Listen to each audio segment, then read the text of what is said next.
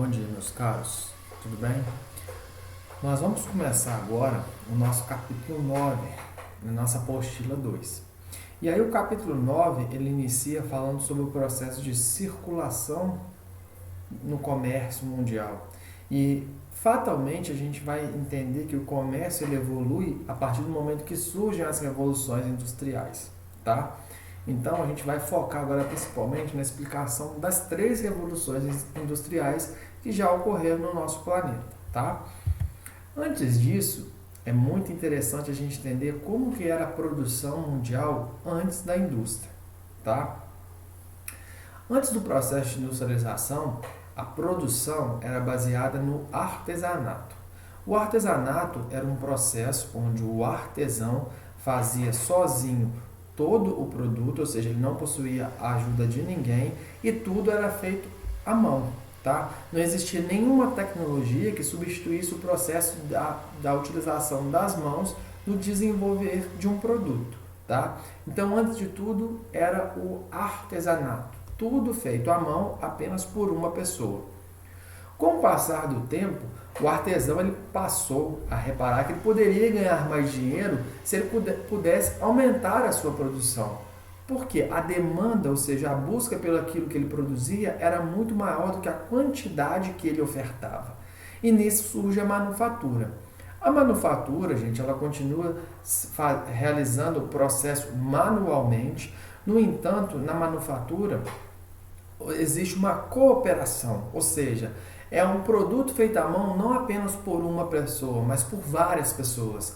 Cada pessoa é responsável por um processo da produção. Então, por exemplo, se nós vamos fazer uma boneca, eu faço os braços, você faz a cabeça, o nosso amigo faz a perna, e a gente fica especializado numa determinada parte daquele produto. E depois nós nos unimos e formamos o produto como um todo, fazemos a montagem. A partir do momento que surge a manufatura, a produção aumenta e o lucro também aumenta. Então, tanto no processo de manufatura quanto de artesanato, o processo é feito manualmente. A diferença é que no artesanato tudo é feito apenas por uma pessoa, que é denominado artesão, enquanto na manufatura várias pessoas trabalham no processo de produção, sendo responsáveis por áreas diferentes, ok? Quando chega no século XVIII, o artesão, o manufatureiro, ou seja, a pessoa que produz, ela passa a reparar que existe cada vez mais uma necessidade de aumentar a produção. Obviamente que já existiam indústrias, tá? Porque quando eu falo revolução industrial, eu estou falando de uma revolução em algo que já existia. No entanto, a quantidade das indústrias que existiam antes do processo de revolução industrial era infinitamente menor, tá? E aí, por que ocorreu uma revolução industrial? Porque houve cada vez mais uma necessidade de aumentar a produção. E o industrial buscou desenvolver técnicas e tecnologias que chegassem nesse processo de aumento da produção. E cada nova grande transformação que ocorria no processo produtivo ao longo da história, surgiu uma revolução industrial. Então esse processo de transformar o processo produtivo para que ele aumentasse e consequentemente aumentasse também o meu lucro é denominado de revolução industrial. E aí, fazendo a leitura do capítulo e vendo a videoaula que eu estou fazendo aqui para você, você vai observar que houve três revoluções industriais. E essas três revoluções industriais, elas são caracterizadas por aspectos que são específicos daquela época que ocorreu. E a gente vai começar a observar aqui agora. Por exemplo, a primeira revolução industrial. A primeira revolução industrial, ela surgiu na Inglaterra. Depois ela foi se espacializando para outros países ali na Europa. Se você ler um texto, pode estar escrito Inglaterra, Reino Unido ou Grã-Bretanha. É a mesma coisa. Nas aulas posteriores, nós vamos fazer essa diferenciação entre Inglaterra, Grã-Bretanha e Reino Unido. No entanto, saibam que agora, quando se trata de Revolução Industrial, são sinônimos, tá? Mas comumente vem escrito que ocorreu na Inglaterra, tá? Qual que foi o marco da Revolução Industrial, da primeira? Eles criaram a máquina a vapor, que era uma máquina para que a gente pudesse desenvolver tecidos, é uma máquina de tecelagem, Tá? Então, a máquina a vapor é que promove esse processo de revolução industrial e o aumento da produção na época.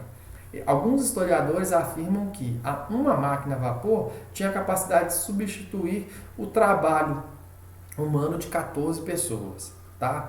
Então, nós vamos elencar aqui agora características de cada revolução industrial. Na primeira revolução industrial, o local de origem, Inglaterra. O que marcou o processo de revolução industrial? O desenvolvimento da máquina a vapor. Qual que era a indústria predominante lá durante a primeira revolução industrial? Era a indústria têxtil, ou seja, a indústria de tecidos. As fontes de energia. Nós tínhamos a água como fonte de energia, que é um fator locacional da indústria até hoje. No entanto, o carvão mineral era a fonte de energia mais específica, mais importante. Você não pode esquecer disso. Tanto que as indústrias elas se localizavam na época próximas às jazidas de carvão mineral. Até porque naquela época, vamos pensar a segunda metade do século XVIII, a partir de 1750, não havia um desenvolvimento de uma infraestrutura de transporte, tanto no que diz respeito às estradas, como nos meios de transporte em si, que permitisse que as indústrias localizassem longe do carvão mineral. Porque o carvão mineral que fazia a máquina funcionar. Entendeu a importância disso? As tecnologias na época, como a gente viu aqui, tem a máquina de fiar, que era a máquina a vapor. Tá? E aí, a primeira revolução industrial, ela marca um processo de aumento produtivo na indústria. Então, não se esquecer, localização Inglaterra, fonte de energia carvão mineral, localização da indústria próxima às jazidas de carvão mineral e a indústria predominante era a indústria têxtil. Tá? E aí, com o passar dos anos, surge a segunda revolução industrial. A segunda revolução industrial ela surge mais ou menos um século após a primeira revolução industrial, mais ou menos no início de 1850 e foi até o fim da primeira metade do século XX. Tá? Começou na segunda metade do século XIX e vai até o fim da primeira metade do século XX. A segunda revolução industrial ela acontece na Europa, em países como Inglaterra, França, Bélgica, Itália, Alemanha. Também chega até a Rússia e também vai até os Estados Unidos e o Japão. Tá? Nessa revolução industrial, o que marca uma segunda revolução industrial foi a descoberta de novas fontes de energia. Uma natural, que é o petróleo, que até hoje é a fonte de energia mais utilizada no planeta, tá? E uma fonte de energia foi criada pelo homem, foi uma fonte de energia artificial, que é a eletricidade, tá? Então, com o surgimento de novas fontes de energia, como nós vimos aqui, novas indústrias também se despontam e marcam a característica industrial dessa revolução industrial. Se na primeira revolução industrial a fonte de energia predominante era a indústria têxtil, na segunda revolução industrial nós temos outras fontes de energia, outras indústrias que se destacam. Uma é a petroquímica, a outra é a petrolífera e a outra é a automobilística. Essas três indústrias vão se destacar, todas relacionadas ao descobrimento do petróleo como fonte de energia. A indústria petrolífera é a indústria responsável por extrair o petróleo. A indústria petroquímica é responsável por beneficiar este petróleo para que ele possa ser utilizado como matéria-prima e como fonte de energia. A Petrobras, que é uma multinacional brasileira e uma das maiores do ramo, ela é ao mesmo tempo petrolífera e petroquímica, ou seja, extrai o petróleo e beneficia esse petróleo para que ele possa também ser utilizado, tá? Então, de uma maneira geral, o que nós vamos falar da segunda revolução industrial? Ela agora não fica restrita apenas a um país, como a primeira era a Inglaterra, vai a vários países e sai do continente europeu, indo para a Ásia, no Japão e para a América do Norte, nos Estados Unidos. As fontes de energia se modificam. Se na primeira nós tínhamos o carvão mineral como fonte de energia, agora nós temos duas fontes de energia na segunda revolução industrial. Uma fonte é natural, que é o petróleo, e a segunda é a eletricidade, que foi inventada pelo homem. E se na primeira revolução industrial o que marca esse processo de revolução é o surgimento da máquina a vapor, na segunda revolução industrial o que marca esse processo é o descobrimento do petróleo e a criação da eletricidade como fonte de energia. E Na primeira Revolução Industrial você tinha a indústria têxtil predominante. Agora, na segunda Revolução Industrial, você vai ter a indústria petroquímica, petrolífera e automobilística. É nesse momento que surgem as grandes montadoras, como a Ford, Volkswagen, Peugeot, Chevrolet e assim por diante. E, obviamente, gente, que se na primeira Revolução Industrial eu tinha uma produção muito maior se comparado ao período da manufatura e do artesanato, na segunda Revolução Industrial eu passo a ter uma produção muito maior do que na primeira, porque ao passar um século, obviamente, ocorreu um processo de evolução tecnológica muito significativo, tá? E aí, nós vamos aqui para a terceira Revolução Industrial, tá? A terceira Revolução Industrial, ela surge na segunda metade do século XX, tá? Mais precisamente em 1970. Além de ser chamada de terceira Revolução Industrial, ela pode ser também conhecida como Revolução Tecnocientífica, devido ao grande contribuição da ciência e do desenvolvimento tecnológico para que ela ocorresse. A terceira Revolução Industrial, ela surgiu na Europa, ou seja, praticamente em todos os países da Europa Ocidental, no Japão e nos Estados Unidos. Tá? Nesse momento, a partir da década de 70, quando nós temos o surgimento da terceira Revolução Industrial, nós temos o surgimento de outras fontes de energias que são consideradas fontes de energias alternativas. Então, no mundo de hoje, da terceira Revolução Industrial, não há um predomínio específico de uma fonte ou duas de energia. Nós vamos ter várias fontes de energia. O petróleo continua sendo muito utilizado, a eletricidade, só que nós temos agora a energia hidráulica, a energia eólica, a energia maremotriz, nós temos os biocombustíveis também que foram criados para que a gente possa substituir um pouco do petróleo. Então, de uma maneira geral, na terceira Revolução Industrial nós temos várias fontes de energia e não uma fonte ou duas específicas, como na primeira e na segunda Revolução Industrial, tá? E como essa terceira Revolução Industrial ela é pautada muito no que diz respeito a tecnologia, nós vamos ter como destaque indústrias com alta concentração tecnológica. Então, por exemplo, na primeira Revolução Industrial nós vimos indústria têxtil. Na segunda, nós vimos a automobilística, a petrolífera e a petroquímica como destaque. Agora nós vamos ter indústrias se destacando num cenário onde a tecnologia ela é muito acentuada. Então nós vamos ter como destaque as indústrias de biotecnologia, a farmácia, indústrias de telecomunicação, indústrias aeroespaciais, são indústrias que requerem muita tecnologia empregada e muita mão de obra qualificada, tá? E aí a terceira Revolução Industrial, por mais que ela seja benéfica para a população, ela gerou uma divisão no planeta. E qual foi essa divisão? Nós fizemos uma divisão entre países industrializados e produtores de tecnologia, que são Estados Unidos, praticamente todos os países da União Europeia, Japão, Austrália, tá? A China agora tem despontado nessa área, mesmo sendo considerado um país subdesenvolvido, Coreia do Sul, tá? E nós vamos ter os países industrializados dependentes de tecnologia, como é o caso do Brasil, tá? Por mais que exista essa divisão entre país agrário e país industrializado, existe dentro dos países industrializados aqueles que possuem uma indústria de ponta e uma que possui indústria de base, com menos tecnologia, que é o caso do Brasil, por exemplo. E a China?